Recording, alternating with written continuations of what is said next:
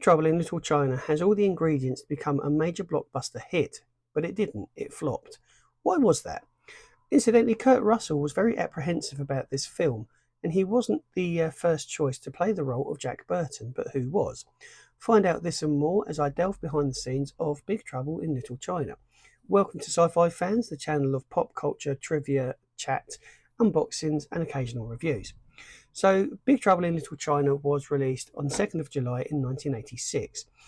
It received positive reviews and everything. People loved this film in test screenings. So, why did it become a failure? Put it simply, Fox didn't understand this movie. They didn't understand the concepts. They didn't understand how to market this film. Incidentally, they had their eye on another film of 1986, which was going to become a success, and that was Aliens, which is a contrast because it's quite a generic, leaner film, Aliens is, whereas Big Trouble in Little China it's a little bit more complicated. So that's why this film flopped, in my opinion, at the box office. Fox just generally didn't understand it. Kurt Russell plays the lead role of Jack Burton, but he was third choice. Initially, the role was offered to Clint Eastwood and Jack Nicholson before Russell was cast, and he was apprehensive about taking on the role, but I'll get to that a little bit later on. The film blends multiple genres, including action, adventure, comedy, with elements of Chinese fantasy and mythology, and that was a unique mix and set it apart from other films at the time. Again, that's the reason why Fox didn't know how to market it. How would you market this film? Leave me in a comment in the box below.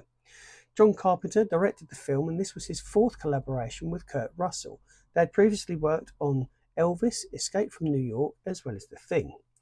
The main antagonist, Lu Pan, is played by James Hong, and Hong's performance as the ancient sorcerer is one of the film's highlights because he's able to blend a menace with humour. Dennis Dunn, who played Wong Chai, was a relatively unknown actor at the time, but Carpenter was impressed by his audition and so cast him as in the significant role of Jack Burton's friend and martial arts expert. Victor Wong, who plays the wise mystical Egg Sheen, was a frequent collaborator with John Carpenter, and he also appeared in Prince of Darkness as well as Tremors. Kim Cartel, known for her role more recently in Sex and the City, plays Grace Law, and she described the character as a modern woman with an old-fashioned sense of justice. Quite how modern that character would be these days, I'm not sure. The film's special effects were groundbreaking for the time, with Richard Elmond, known for his work on Star Wars and Ghostbusters, supervising them. And that really tells. I mean, everything in this film is quality. The storytelling's quality, so the special effects are quality, the acting is quality as well. The Wing-Wong exchange, where much of the action takes place, was built on a soundstage in Los Angeles, and the set design captured the mystique and atmosphere of Chinatown perfectly. The film features several fantastical creatures, including Wild Man and the Guardian. Now, these creatures were brought to life using a combination of puppetry and animatronics. The makeup for Lo Pan's transformations were particularly complex, and it was a process of applying prosthetics as well as makeup, and it took several hours each day for them to do that. The ending of the film leaves room for a sequel, with the mysterious creature hatching a ride on Jack's truck. Unfortunately, though, a sequel was never made, but the film's ending has kept us fans in speculation. Incidentally, they did carry on the story in a comic in 2014. Boom Studios released a comic series continuing the adventures of Jack Burton, and it was well received, and it introduced the film to a new generation of fans. Now, why was Kurt Russell apprehensive about taking on the role of Jack Burton?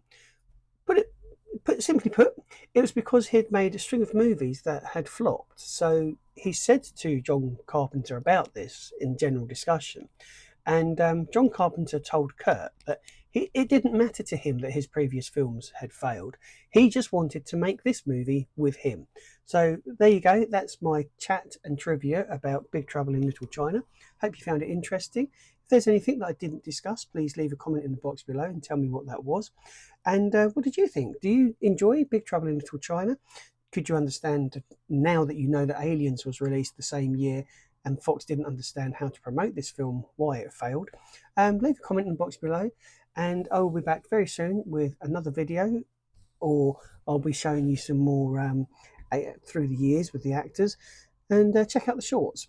Thanks for watching, and I'll see you soon. Cheers.